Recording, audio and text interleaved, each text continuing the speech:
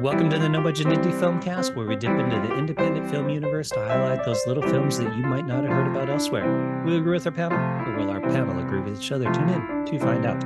I am Milo Dennison. With me, as always, is Claire Milan Hello. and Kyle Halfini. Hello.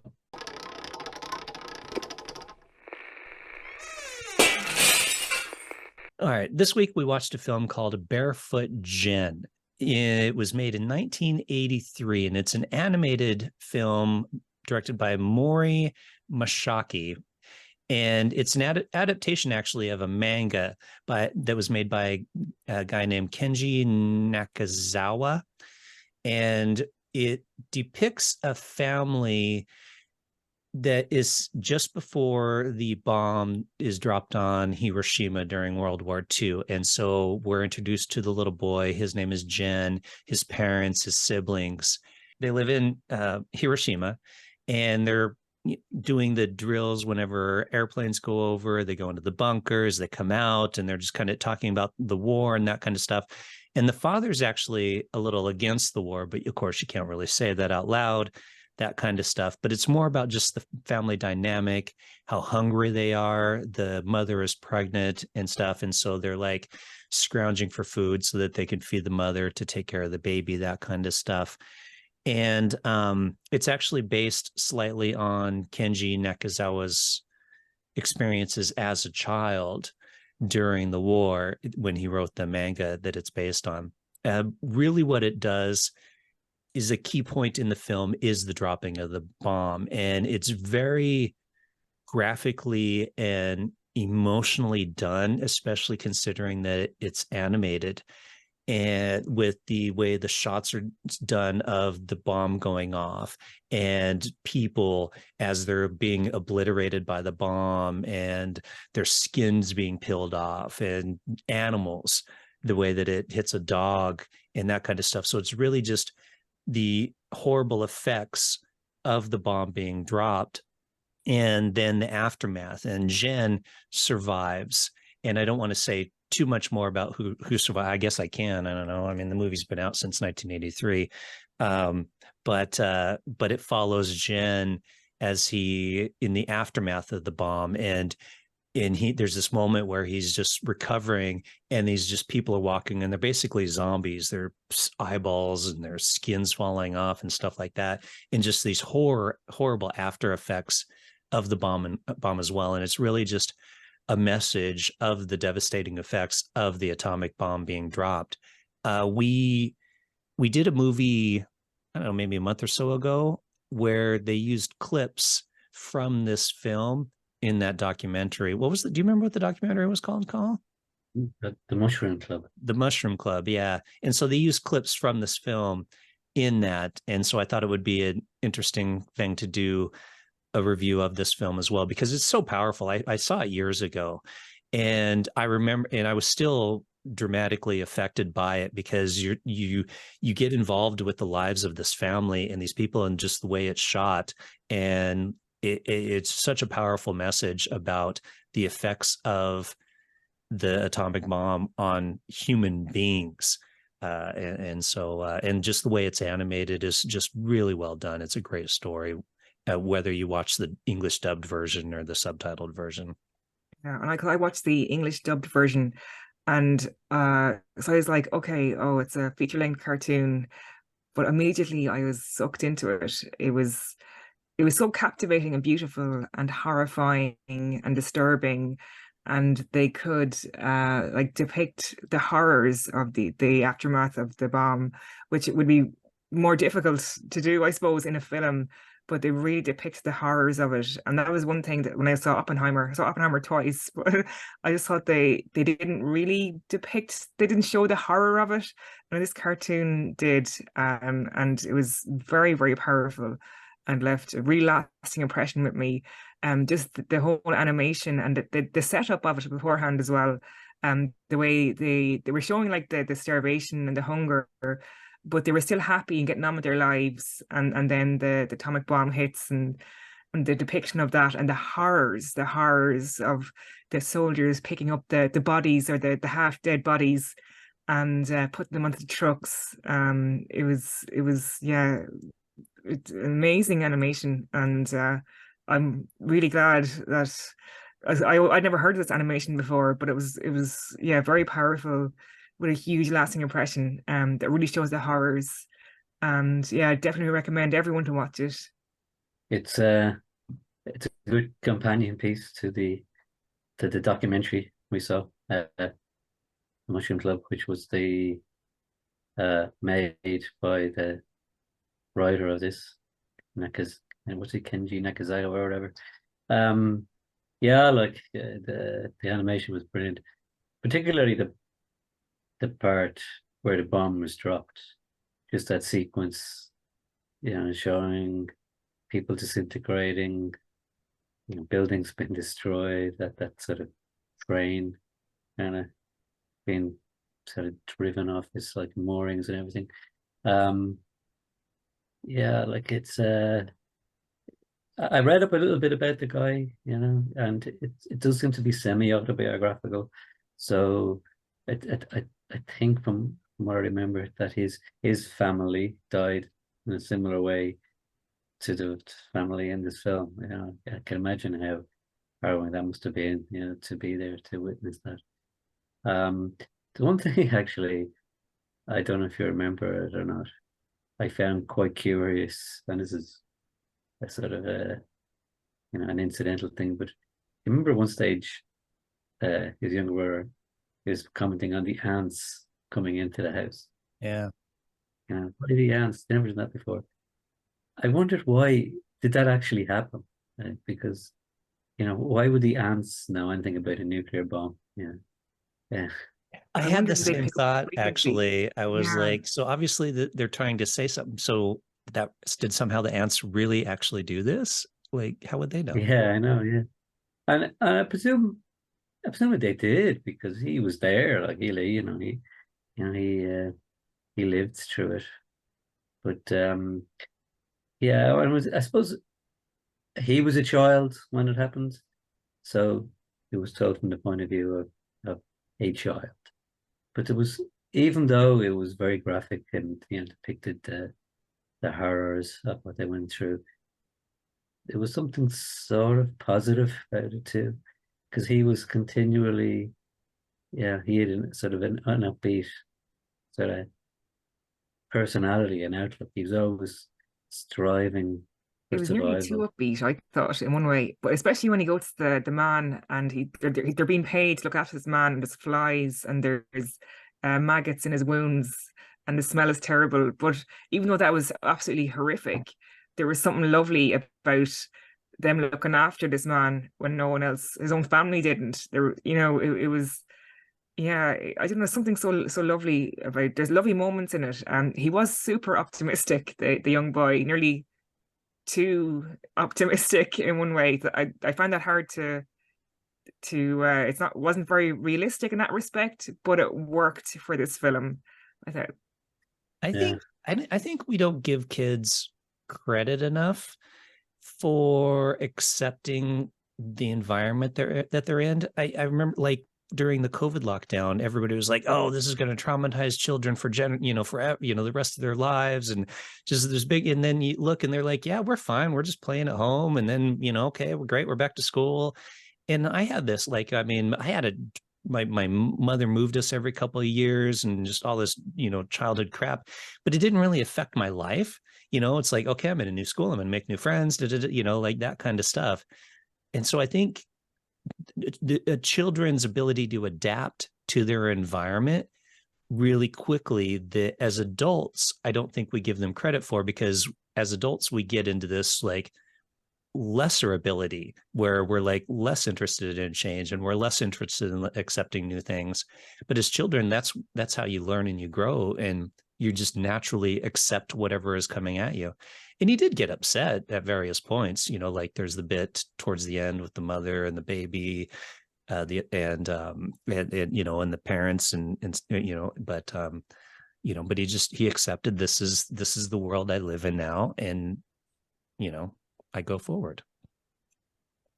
yeah. Yeah, I think we forget that sometimes as adults. the way kids look. So maybe Yeah. just take things in their stride sometimes Yeah. compared to Talk to a kid now what about we COVID do. during the COVID lockdown, and it's not like, oh man, I'm so traumatized from COVID lockdown. They're just like, yeah, whatever. I'm playing my video games. Don't talk to me. You know, they don't care. Yeah. But I suppose it does show the resilience of children and people. You know, people they they cope. They learn to cope. You just have to keep on keeping on. As the you know, as the song goes. Yeah, like a bit with regard to COVID. I mean, I've heard stories of kids that haven't come out well. Uh, that what's that illness that's like bulimia where you can't eat, you don't want to eat. Anorexia. Anorexia. Anorexia. Yeah, I believe that the incidence of anorexia amongst young people has like quadrupled since COVID. That hadn't in Ireland anyway. So I think it depends on the individuals in a lot of cases. Yeah. Well, certainly there's exceptions to everything, you know. And then I'd question how much is that the kid's environment, like the parents projecting onto the kid as well, right? Yeah, who knows? Yeah. But yeah, like I mean, in the film we saw, The Mushroom Club, that it did show this guy uh, who who created this, and he did seem to be maybe he did seem to have a kind of a a positive sort of personality. I just got that impression. So yeah, maybe that's just the way he was as a kid, you know, and there is humor. There is a little bit of humor in this too. Like there was one other scene as well, where they'd come back and they'd gotten the rice. They'd been looking for rice for ages, and then they brought it back, and himself and his new younger brother brought it back to the house, and the mother was there, and they were so pleased with themselves, you know, that they'd saved the day, and then they did this little sort of toy soldier kind of routine, but then it turned out it was actually a tragic sort of situation. But I thought that was interesting as well that they would play toy soldiers in that scene because I felt it was deliberate because it was deliberate contrast between uh like what soldiering had done and what war had done and the actual reality, which is you know the baby actually dying in the end. Yeah. I also liked the depiction of the bombers and the guys in, I mean, because it was just a brief moment, really, because it's all about this guy's story and how, from Jen's point of view, like of what these Americans, you know, pilots were like and stuff, because you don't really see them that much. You just kind of hear them, and it's kind of just this real, you know, almost black and whitish kind of look to it, to whereas like everything else is in this nice color. I just got to call out the animation in this film again, especially, you know, I mean, it was done in 1983, so this all would have been hand drawn animation. So even the radiation sickness was shown Yeah, very well. He's helping a afterwards. soldier, and then the soldier's hair is coming out and he's bleeding, and it's like, and then his hair falls out, and just the horror in the hospital. Just, you know, it must have been absolutely horrific. Like the people who survived afterwards, that was depicted so well. I thought the horrors of that. Yeah, and I got no, they would have had no idea. Like nobody knew anything about radiation sickness. This would have been you know, some sort of hellish sort of uh, you know, environment to exist in at the time. You know, it was like what's going on here? You know, it must have been really awful. Yeah, totally. It's like, Yeah. which is worse, being killed by the atomic bomb or surviving the atomic bomb, but, you know, being close enough to where you're getting the radiation Yeah. sickness and all the other stuff that happened. I mean, generations, right? I mean, it wasn't just them, it was their children, you know. If Oh, yeah. Jen grew up to be an adult and had a child, his child probably might have had deformities or something like that because of I this. think they showed that in the Mushroom Club, didn't they? That they had intellectual disabilities. Yeah. Some of yeah, the children.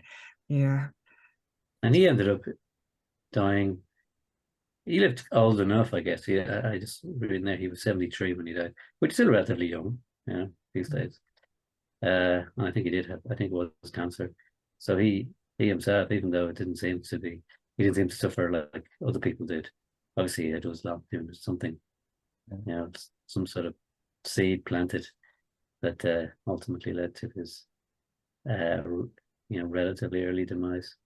Yeah. I thought it was good as well that they did show that anti-war sentiment at the start, because it's not something you ever hear really, particularly in any documentaries about the war. It's all about uh, events and facts and figures and people, but there's no sense that that that there was a sort of a certain amount of people who were completely against the war, just want to get on with their lives, like any country really, even today. Absolutely. Yeah. So Mm. here's a question, because I was thinking about this after watching this. Do you think the atomic bombs being dropped in Japan then prevented nuclear weapons being used later on?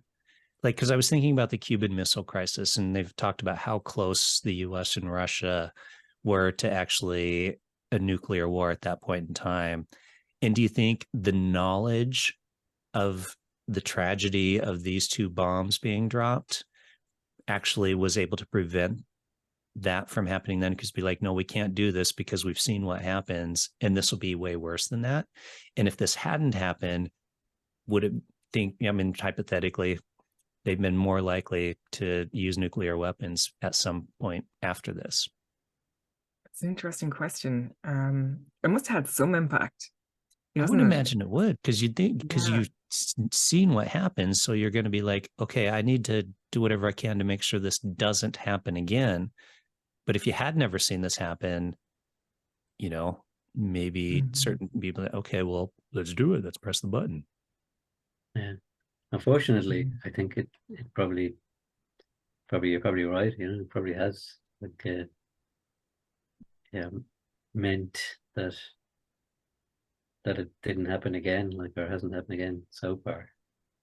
And was it the Yeah, like hydrogen bomb? Cold Remember, War, when like, Oppenheimer, it was the Yeah, it was hydrogen bomb hydrogen someone was bomb, not the. developing, and Mm-hmm. that was yeah, that has that 1,000 times the power of the nuclear bomb, I think. And imagine, I think that prevented that from ever being developed, or maybe I don't know if they have developed it, but whatever, but using it anyway. yeah. But like even the bombs that they do have are multiple times more powerful than the Yeah. ones that were built in Japan. Yeah, like the whole Cold War, that sort of standoff was based on mutually assured destruction. So it's not just the people in power knew, but everybody knew. You know? So it's there was nothing hypothetical about it. We have these super weapons that can do untold damage. Well, actually, we know because we've seen what they can do. So unfortunately, there is this theory as well that they I don't know how true it is, but that one of the reasons they dropped the bombs was to show the Russians that they had it. Could be. Did they talk about that at all in Oppenheimer, Claire? No, I don't think they did. More just on the development? It's kind of suggested maybe, but like it's like, because even what they say in this animation that, oh, Japan were losing the war, but it's like as if they spent 3 years, I think, working on these bombs, and then if they had to use them after all the hard work, it looks like they had to use them somehow, to, like, after going through all the hard work and everything, which is horrific. It's a horrific thing to do, but is that what happened in Hiroshima and Nagasaki? That is okay. We have to do something with these bombs. Let's throw them on Japan. Well, Actually, I saw a documentary about the Korean War, and that was like in the 1950s. And I think the general in command of the U.S. forces, was it MacArthur? I think Was it that was his name? MacArthur during Korea. Yeah. Yeah, and he was the guy who was put in place after the war, sort of to look after Japan. I don't know what the The particular title. overseer, Yeah, the but American overseer. then exactly, yeah. But then he went on to Korea, and like the US and their allies in Korea, they were winning that war, and then China so entered into the war, and overnight they seemed sending like 1 million troops into Korea, and MacArthur was livid, and he wanted to nuke China, Mm. and it was up to him, he would have done it, but they didn't. The politicians reeled them in. So perhaps if they hadn't dropped the bombs on Japan, maybe would have done them on China. Yeah. Mm-hmm. Well, good thing it's never happened since. Especially with the whole Ukraine-Russian war, like people keep, there's speculation about that if Russia would start using nuclear weapons at some point. It was funny in this animation when they went to get the milk, they said, "Oh, that's powdered milk from America." I noticed they said that, so it's like it's like they're grateful to get the stuff from America. Yet look what the US did to Japan. So I thought that was interesting. Well, I know the US did, like right after the war ended, they started shipping supplies and stuff over to help the country rebuild. But it is funny because I'd be like, fuck you guys, you bombed my country, and now, yay, I get some of your shitty ass powdered milk, assholes. Yeah. Maybe it was that they just wanted to survive and they could trust it. Yeah. Anything, as long as it's, milk and rice or whatever. Yeah, we'll take it. All right. Well, you guys want to rate it? Want me to go first? Yeah, go ahead. Yeah, like it is very powerful piece. Very animation is superb. I like, even though it is an animation, you are sort of drawn into the story and the characters, and you do feel for them. But I wonder on the if it had been a real life action, drama, would it have had a deeper impact? But there's definitely more you can do, more you can show with animation. So this is sort of a trade-off there. But I I will give it 4.5. Okay. So for me, I'm really glad that we sat down and watched this film, because otherwise I wouldn't have heard about it if you hadn't brought it up and we hadn't watched the Mushroom Club. So it was very powerful, very terrifying, disturbing, very moving, and left a really good impression with me. So I'm going to give it 4.5 stars as well. Yeah, I mean, it's beautifully done, very moving. And I actually, like I said, I'd watched it years ago, and watching it now, I think it impacted me more just because I know more now about the world and, and that kind of stuff. So I'm going to go full on 5 stars on this one. All right. Well, there you have it. No budget audience. We really enjoyed this and think that you should check it out. Currently, it's available on YouTube, Barefoot Gen, and you can find the US dubbed version and the subtitled version on there. So I don't know if it's going to stay on there or what, but check it out if you have the opportunity to watch it, wherever that might be. And with that, we'll say see you next time and goodbye. Bye.